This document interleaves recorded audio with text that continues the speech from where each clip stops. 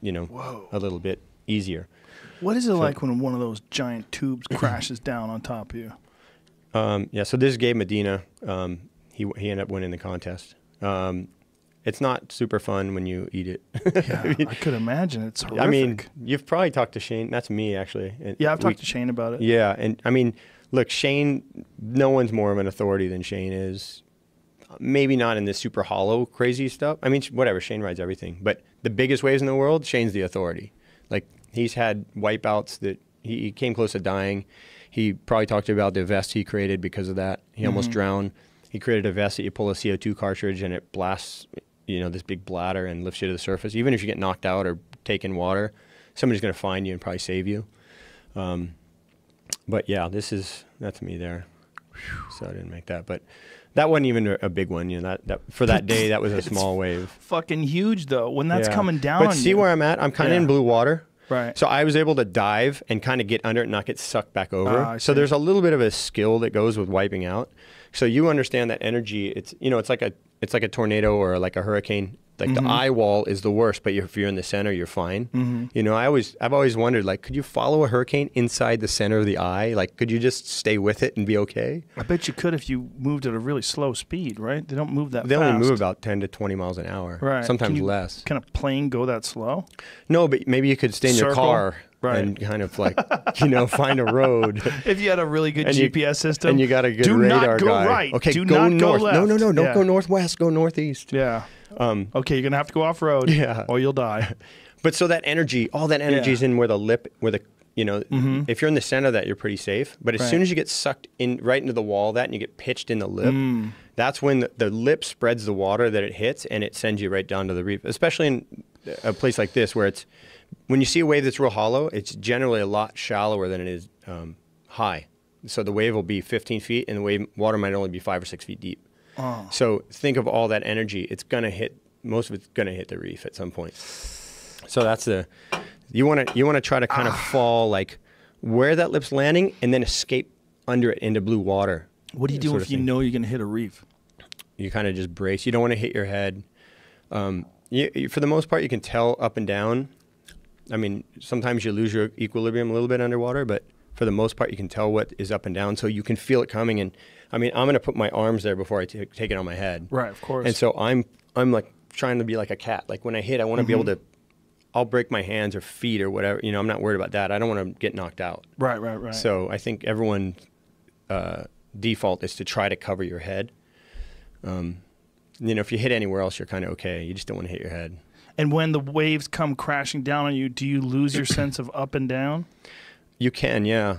But, you know, you also have your board connected from the leash, and that's generally going to pull up. So you kind of know. If you don't feel your board pulling, you're kind of worried, like, shit, my board might hit me, might spear me underwater, you know? Right. You can occasionally get speared in the face with your board or a fin or something. That's kind of spooky. I was surfing with a guy who's like a big brother to me. I used to travel with Tom Carroll. He's a 2-time world champion. We were surfing Tahiti one time together, and he used to wear a helmet. A lot of guys most people don't wear a helmet, but Tom used to wear a helmet. He was real used to it. But having something, you know, an extra, say, inch around your head or half inch, it's like it changes your judgment a little, so you got to be used to it. I always felt like it was weird. It's weird for sparring, too. Yeah. It fucks with your peripheral vision. Yeah. Yeah, so it would mess with me when I tried to wear them. And that extra weight, and like when we're trying to, on a critical wave, we're trying to pull in the barrel, we are dealing with percentages of inches, like just tucking your head under that lip. And so you gotta kind of be really aware of your range and your ability to like tuck your head at certain places. And I was never comfortable with it, but I was surfing with Tom and he wiped out and his board speared him in the ear, and it broke the helmet and broke his eardrum. Jesus Christ. So we were just wondering, like, what the hell would have happened if he didn't have his helmet on? You know, like, probably would have killed him. You know, would have definitely knocked him out. And we didn't have a jet ski with us that day or anything. We were, 500 yards or more off the beach, half a mile off the beach somewhere at this reef. When you blow out your eardrum like that, do you have to get it surgically repaired? No, I don't think so. I think I've never busted my eardrum. Heal up? I almost busted my eardrum like 6 weeks ago in Hawaii, just free diving. I felt it like a pinhole. I could feel it like going, and I kind of got dizzy, and I just came up and stopped diving. But there was a guy, I got a buddy named Greg Long. He has drowned and he's been attacked by a shark. Not too many people can say those things. Wow. And he's alive. How did he get saved when he drowned? That's a really crazy story, but I'll talk about it in 1 sec. But he did break his eardrum at Mavericks up in Northern California, and you just flounder. You don't know what you think. You're swimming one direction. It's like you have equilibrium. Yeah, it's like your boat's turning, and you don't know there's no rudder, and you don't know what's up and down, and you think you're swimming up and you're going sideways, and it's really dangerous. There was a guy in Hawaii a couple years ago that drowned surfing an outer reef.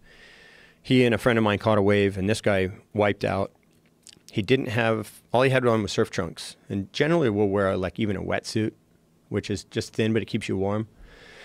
And even that's enough flotation to where if you got knocked out, you'd probably come to the surface. So this guy wiped out, his leash broke, so he lost his board.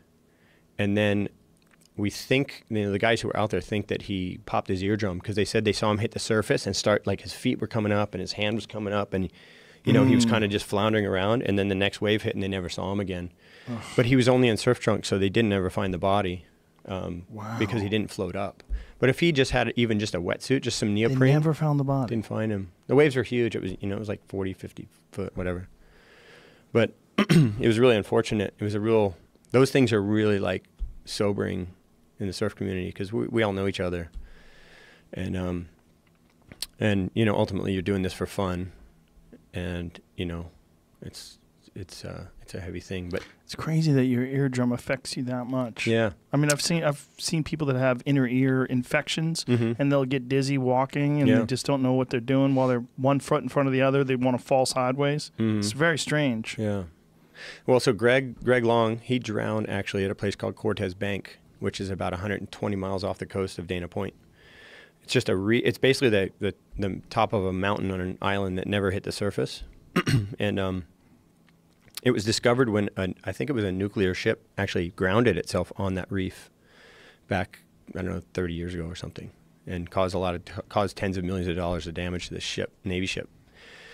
And I don't know if they had sounded the bottom by then, and they must not have known it was there. But anyways, this wave breaks when it's really big, and Shane's been out there. Shane was actually, I think Shane was out there this day. I'm not positive, but I'm pretty sure Shane was out during this session. There's about 15 guys out, a dozen guys out, and Greg took off on a wave, and somebody was in front of him on the wave, which kind of changed his angle a little bit. But I don't think he would have made the wave anyhow, but it just put him in a little bit of a precarious situation. And he ate it and was down a long time. This wave has just so much energy in it because there's nothing between where the wave started and this break. Like, it's thousands and thousands of feet deep over the whole Pacific. So there's no continental shelf to slow the wave down. If you can imagine the East Coast, we have small waves. A big part of that's because most of the storms go west to east and they don't come towards us. But even on a hurricane, our surf's not that big because we have a continental shelf that goes, you can go out 20 miles and it's 70 feet deep some places. So the swells just drag. In the Pacific, they don't drag. There's just nothing to get in the way. So these swells are going 35 miles an hour when they hit. So it's a lot faster than a normal wave. So there's all this energy in the wave. And so when Greg went down on this wave, it was probably a 40-foot face or whatever, 50-foot face. He was underwater and he's really calm. He's probably as ready for anybody in big surf. He's totally prepared. He's done all the CPR and breathing courses and everything. And he was real calm, and he said he pulled his vest and it didn't work. And then he pulled another one and it didn't work. And he pulled it a third time and it didn't work. And so he's like, oh, fuck, I'm screwed. That kind of thing. But at that point, when you start to pull it, you're already in a little bit of a, some guys pull it right away just to be safe on a big wave. But some guys kind of wait and go, I'll see if I'm able to pull this one off and I'll save my little canister, because you only have some of the vests have two canisters, some have 4. So you don't want to have to go change your canisters all over. So if you're thinking you're going to make that, you're going to get back to the surface, or you're okay, you can handle it, and you got a good breath, you're like, I won't pull it. But he pulled 3 times and then he blacked out. And luckily they had really good water safety crew, and I don't know that it was his brother that saved him, but a couple of guys went and dove in and pulled him up by the leash. Wow. Luckily he was to the leash because he wasn't floating because he didn't have the CO2. And then he had taken a lot of water. And they had to airlift him off the boat in big seas that night after dark. Wow. And got him back to the mainland. So did they do CPR on him? They did CPR, yeah. And then did he come back to consciousness? Came back to consciousness. They had him back to consciousness. Airlifted him. Yeah, but he was so like, he was awake while they airlifted him, but he was fucked up. Yeah, but guys can have secondary drowning, where you still have water in the lungs and you're not like aware of the symptoms or How whatever. do you get it out? I don't know. They pump it out. Do they pump it out? Yeah, like you can't just like hang by your ankles or anything. Yeah, I think they pump it out. I was with a buddy in Australia a year and a half ago, and he almost drowned and got knocked out. His board hit him in the chin and knocked him out cold. And I was sitting out the back waiting for a wave, and I heard everyone I heard another friend screaming. Luckily, the waves kind of stopped, and they were able to get to him, pull him up on a jet ski. And he had taken in some water, and he's puking and coughing and all this stuff. And I came up from behind, and I didn't see his neck.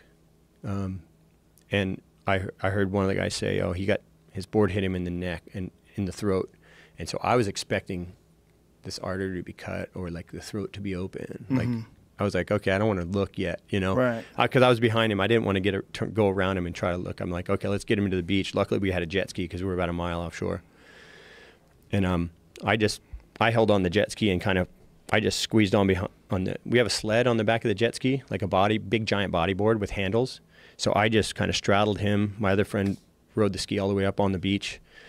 And then I thought, okay, when we get to the beach, I'm going to have to see, this is going to be gory. But luckily he wasn't opened up. He just had a huge hematoma here on his neck, and it didn't slice him. It just like contusion, like a blunt force. That's very lucky. Yeah, but he spent 2 or 3 days in the hospital because they were worried about secondary drowning, which I don't exactly know what secondary drowning means, but I guess when you have salt water in your lungs, it can, I don't know, maybe from the way you lay down or I don't know. I should probably be super schooled in this stuff. Yeah, right. You know? That's your living, right? But yeah, I mean, yeah. You must see a lot of crazy shit in the water. Like, I've seen some crazy stuff. Yeah. Yeah. Wildlife, and I mean, you must see an amazing amount of fish. And the shark topic's super. It never ends. You know, like, I mean, anyone in the world I meet is like, "Oh, I'm scared of sharks. Tell me about sharks." Sure. And then that story doesn't ever end. That story, like, it's a primal fear, right? Getting eaten by a monster, you know? Like, well, you feel so vulnerable in the water. I mean, maybe you feel less vulnerable because you're so comfortable with it, and you have a board, and you move so quick with the board. But like someone like no, you are totally vulnerable if a great white wants you. Oh yeah, completely. If a shark even if a 6-foot shark wants you, but that's the misconception. You know, everyone thinks, oh, shark, death. You know, Jaws just fucked everybody up. You know, I was 7 or something when Jaws. I was 6, I think, when Jaws came out, and I watched it. You know, I watched freaking Poltergeist when I was like 10. You know, my parents let me watch everything. And mine too. Yeah. Maybe that's why I always thought there was some boogeyman in the closet, right, you know, or whatever. But your mind